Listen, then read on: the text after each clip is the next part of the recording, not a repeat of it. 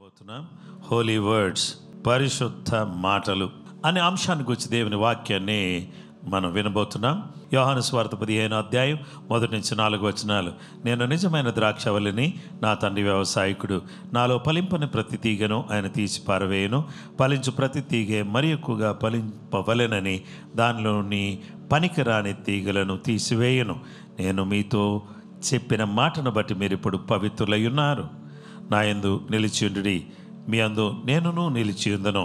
తీగ ద్రాక్షవల్లిలో నిలిచియుంటేనే గాని తనంతట తానే ఎలాగూ ఫలింపదో, అలాగే నా యందు నిలిచియుంటేనే గాని మీరును ఫలింపరు. మాటలు, ఈ మాటల గురించి గొప్ప దైవజనుడు పిఎల్ పరంజ్యోతి గారు ఏమన్నారంటే, అయ్యా ఈ మాటలు ఇవి ఎలాంటివి అని అంటే రత్నాల మూటలు. ఈ మాటలు జీవపు ఊటలు. ఈ మాటలు ఎంతో విలువైన మూటలు.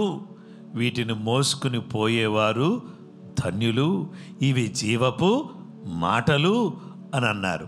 అయితే ఈరోజు ఈ మాటలు ఎలాంటివి అని అంటే ఇవి పరిశుద్ధమైన మాటలు, ఇవి అద్భుతమైన మాటలు, ఇవి ఆశ్చర్యకరమైన మాటలు, ఇవి పలుకబడిన మాటలు. ఈ మాటలు ఎలాంటివి అంటే పవిత్రమైన మాటలు. ఈ మాటలు యేసయ్య నోటిలో నుంచి వచ్చిన మాటలు, దేవుడే పలికిన మాటలు. ఈ పలికిన మాటలు మన బ్రతుకులను మార్చివేసే మాటలు. మొదటిగా ప్యూరిఫైయింగ్ వర్డ్స్, పవిత్రీకరించు మాటలు, శుద్ధీకరించు మాటలు, పరిశుద్ధపరచు మాటలు. ఈ మాటలు దేవుడు ఏమంటున్నాడంటే, ఇదిగో నేను మీతో చెప్పిన మాటను బట్టి మీరు పవిత్రులై ఉన్నారు అని యోహాను 15:3 అంటున్నాడు. You have already been pruned and purified by the message I have given you. నేను ఏదైతే మెసేజ్ మీకు ఇచ్చానో ఆ మెసేజ్ ద్వారా మీరేమైపోయారంటే మీరు పవిత్రులయ్యారు. మృదువైన మాట దేవుని మాట, అది జీవము కలిగించే మాట. ఈ మాటలు శుద్ధి చేస్తాయి, స్వస్థపరుస్తాయి, అలాగే పరిశుద్ధపరుస్తాయి. దేవుని యొక్క స్వభావాన్ని మనం మాట్లాడేటటువంటి మాటల ద్వారా బయటికి అవి రావాలని నేను కోరుతున్నాను. సామెతల గ్రంథం 15వ అధ్యాయం 4వ వచనంలో, సాత్వికమైన నాలుక జీవవృక్షము, దాంట్లో కుటిలత ఉండిన ఎడల ఆత్మకు భంగము కలుగును. సాత్వికంతో, మృదుత్వంతో, సాధుత్వంతో పలికేటటువంటి మాటలు మనం పలికితే అవి ఏం కలిగిస్తాయంటే జీవాన్ని కలిగిస్తాయి. అవి జీవవృక్షం ఏ విధంగానైతే జీవింపజేస్తుందో మాటలు మనల్ని జీవింపచేస్తాయి. దేవుని మాటలు శక్తి కలిగినటువంటి మాటలు. ఆ మాటలు ఎలాంటివి అని అంటే ఆ మాటలు జీవం కలిగిన మాటలు. చూసారా, జీవ మరణములు నాలుక వశం. మన నాలుకలో ఏముందంటే జీవం ఉంది, మన నాలుకలో ఏముందో తెలుసా, మరణం కూడా ఉంది. If you speak there will be life, if you speak there will be death. సామెతలు 18:21లో జీవ మరణములో నాలుక వశము, దాని యందు ప్రీతిపడు వారు దాని ఫలము తిందురు. మాటలు ఏం చేస్తాయి అంటే నేను పూర్తిగా మలినం చేసేస్తాయి, అలాగే లేదా పవిత్రపరుస్తాయి. ఈ మాటలు ఏం చేస్తాయి అంటే మనల్ని కడుతాయి. కొంతమంది కత్తి పోటు వంటి మాటలు కలిగిన వాళ్ళు కలరు. కొంతమంది మాటలు ఎలా ఉంటాయి అంటే ఎముకలు విరిచి వేస్తాయి. కొంతమంది మాటలు ఏం చేస్తాయంటే వీక్నెస్ క్రియేట్ చేస్తాయి, ప్యానిక్ అయిపోయేటట్టు చేస్తాయి. కానీ యేసయ్య మాటలు స్వస్థతను, క్షమాపణను, నిరీక్షణను కలిగించే మాటలు. మట్టి అంటిన చేతులకు సబ్బు రాసి కడిగితే మలినం పోయినట్టుగా యేసయ్య మాటల ద్వారా మన హృదయములో ఉన్నటువంటి మాలిన్యము తొలగిపోతుంది. హృదయము నుండి ఉండు దానిని బట్టి నోరు మాట్లాడును. నోరు తనంతరకు తాను మాట్లాడదు, దాన్ని ఏది ఫీడ్ చేస్తే అది మాట్లాడుతుంది. చూడండి, పాలిటిక్స్ ఫీడ్ చేస్తే పాలిటిక్స్ గురించి మాట్లాడుతుంది, మనీ ఫీడ్ చేస్తే మనీ గురించి మాట్లాడుతుంది, మహిమగల దేవుని గురించి ఫీడ్ చేస్తే మహిమగల దేవుని గురించి మాట్లాడుతుంది. హృదయం నిండి ఉన్న దానిని బట్టి నోరు మాట్లాడును. నీ మాటలను బట్టి అందరూ నిన్ను నీతిమంతుడు అంటారు, అదే మాటలను బట్టి అపరాధి అని తీర్పు తీరుస్తారు. మాటలు నీతిమంతుడు అనిపించుకోవాలంటే మాటలే, అపరాధి అనిపించుకోవాలంటే మాటలే. కొన్నిసార్లు సమయం మనం కోల్పోయి మాట్లాడితే ఏం జరుగుద్దో తెలుసా? మనం నింద పాలవుతాం. సమయమును కోల్పోయి మాట్లాడకూడదు. సరైన దృక్పథంతో ఆలోచించి మాట్లాడినప్పుడు ఆ మాటల ద్వారా ప్రజలకు మేలు కలుగుతుంది. నీతివంతుడని తీర్పు తీర్చబడేటట్టుగా ప్రతి మాట ఆచితూచి మాట్లాడడానికి ప్రయత్నం చేయాలి. ఏ మాట విసరకూడదు.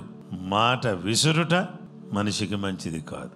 మన యొక్క హృదయం పవిత్రంగా ఉంటే ఆ పవిత్ర హృదయంలోంచి పవిత్రమైన మాటలు బయటకు వస్తాయి. 119వ కీర్తన 9వ వచనంలో, యవనస్తులు దేని చేత తమ నడతను శుద్ధిపరచుకుందరు, నీ వాక్యమును బట్టి దాన్ని జాగ్రత్తగా చూచుకున్నాడు చేతనే కదా అని అన్నాడు. కీర్తనాకారుడు 119వ కీర్తన 11వ వచనంలో అంటాడు, నీ ఎదుట నేను పాపము చేయకుండానట్లు నా హృదయంలో నీ వాక్యమును ఉంచుకొని ఉన్నాను. 119వ కీర్తన 18వ వచనంలో, నేను నీ ధర్మశాస్త్రమునందు ఆశ్చర్యమైన సంగతులను చూచినట్లు నా కన్నులు తెరువయ్యా అని అంటున్నాడు. వర్డ్స్, మాటలు, హృదయ ధ్యానం ఎవరికి బాగుండాలంటే దేవునికి అంగీకారంగా ఉండాలి. కీర్తనాకారుడు 19వ కీర్తన 14వ వచనంలో, యెహోవా నా ఆశ్రయదుర్గమా, నా విమోచకుడా, నా నోటి మాటలను నా హృదయ ధ్యానమును నీ దృష్టికి అంగీకారములగును గాక. నా నోటి మాటలు, నా హృదయ ధ్యానం, మాటలు ధ్యానం రెండు కూడా నీకు అంగీకారంగా ఉండాలయ్యా అని అడుగుతున్నాడు. ఈరోజు మన హృదయం దేని గురించి ఆలోచన చేస్తుంది? మన హృదయ ధ్యానం, మన నోటి మాటలు దేవుని దృష్టికి అంగీకారంగా ఉండాలి. కాబట్టి పవిత్రీకరించు మాటలు, ఆ ధ్యానం ద్వారా దేవునికి అంగీకారంగా మనం మారిపోతాం. రెండవ విషయం, ఫలభరితమైన మాటలు, ఫ్రూట్ఫుల్ వర్డ్స్. యోహాను సువార్త 15వ అధ్యాయం 4-5 వచనాలు. నా యందు నిలిచిండుడి, మీ అందరు నేనును నిలిచియుందును. తీగ ద్రాక్షవల్లిలో నిలిచింటేనే గాని తనంతట తాను ఎలాగో ఫలింపదో, అలాగే నా యందు నిలిచింటేనే గాని మీరును ఫలింపరు. ద్రాక్షవల్లిని నేను, తీగలు మీరు. ఎవడు నా యందు నిలిచియుండునో, నేను ఎవని యందు నిలిచియుందునో వాడు బహుగా ఫలించును. నాకు వేరుగా ఉండి మీరేమీ చేయలేరు. కనుక నాలో మీరుంటే, మీలో నేనుంటే బహుగా ఫలిస్తారు. నాలో ఉన్న మాటలు నన్నేం చేస్తాయి? ఫలించేటట్టు చేస్తాయి. మాటలు లేకపోతే ఫలించను, మాటలుంటే ఫలిస్తా. ఇప్పుడు మాటలను తీసుకొచ్చి ఎక్కడ పెట్టాలి? మనసులో పెట్టాలి.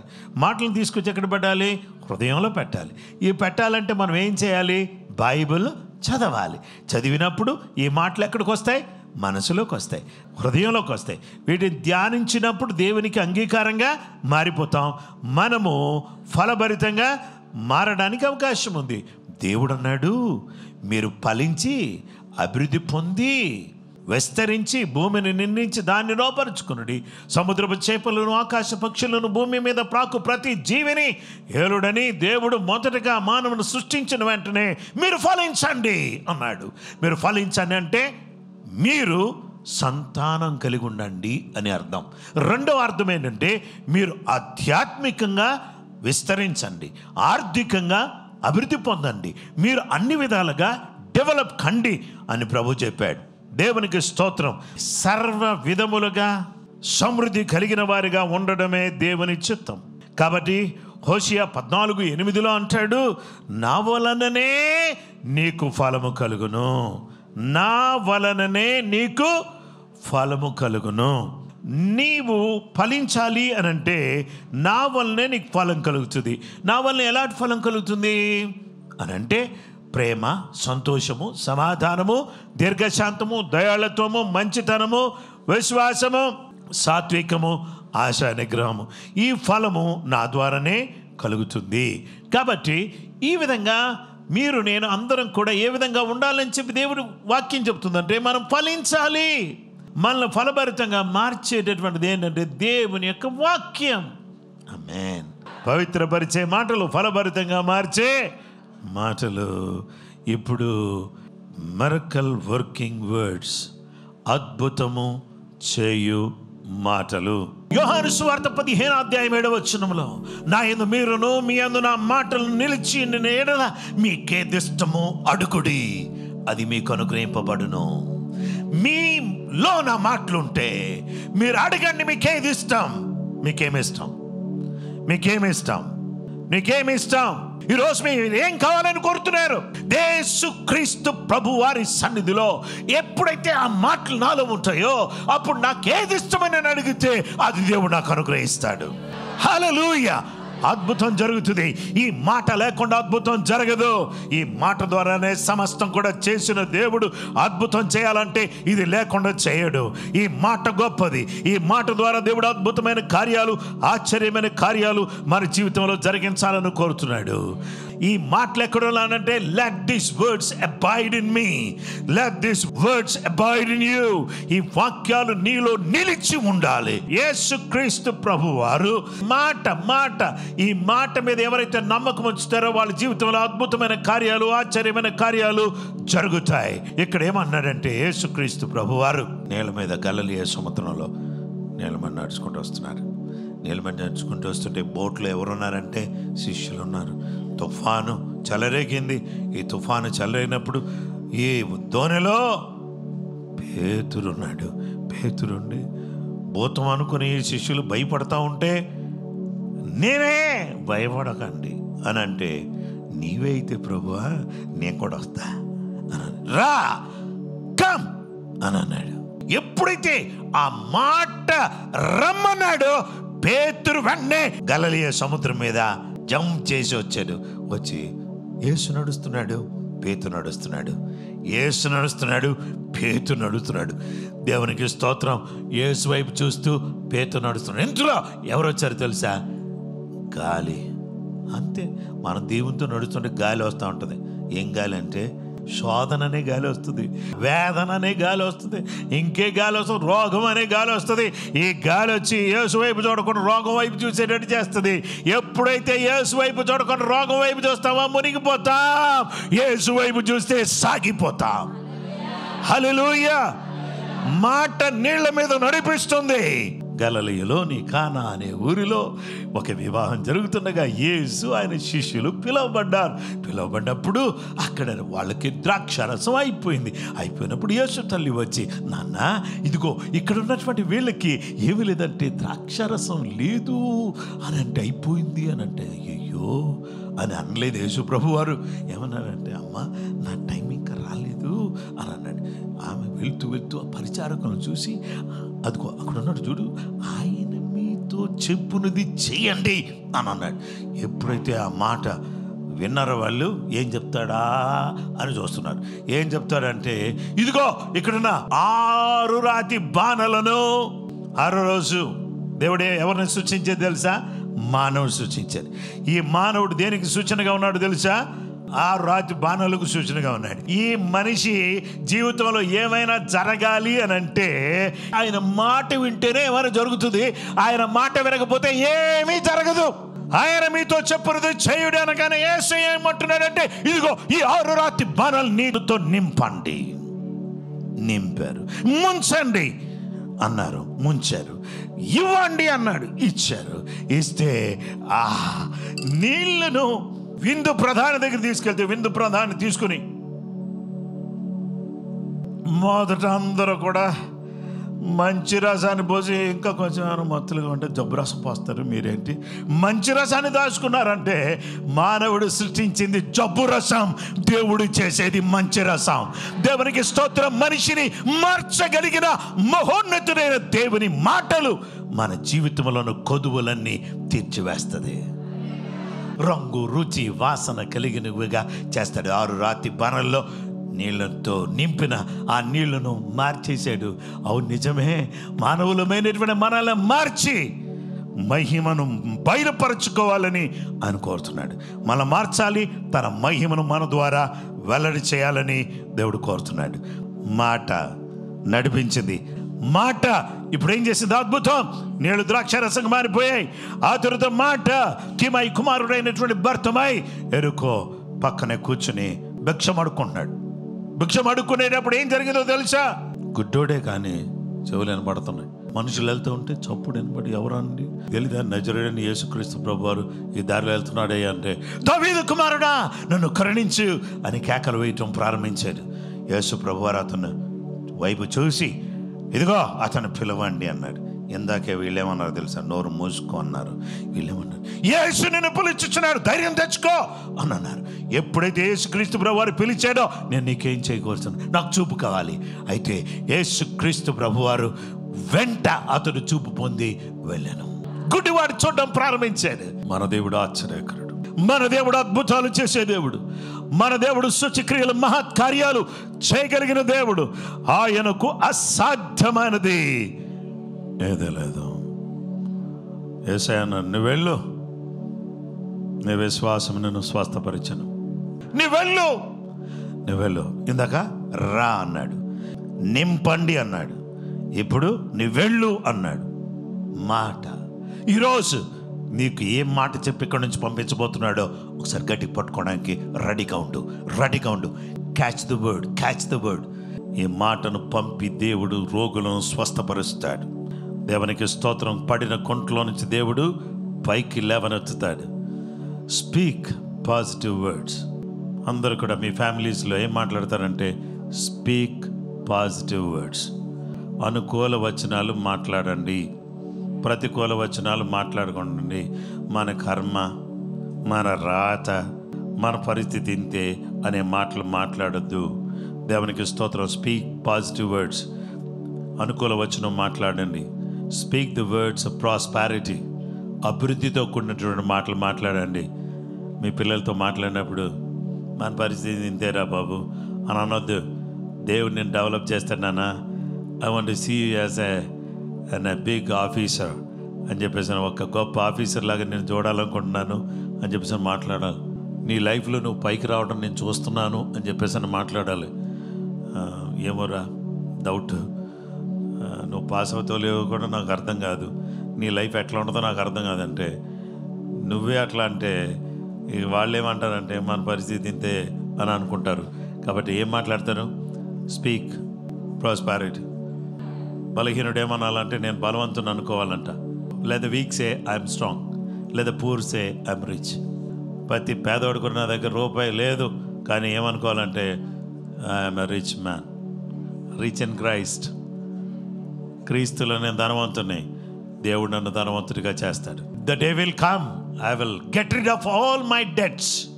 ఒక దినం రాబోతుంది, ఆ దినం ప్రతి అప్పు నుంచి దేవుడు నన్ను విడిపిస్తాడు. ఆ దినం రాబోతుంది, ఆమేన్. నేను దాంట్లో చూడబోతున్నాను. Prosperity in every family.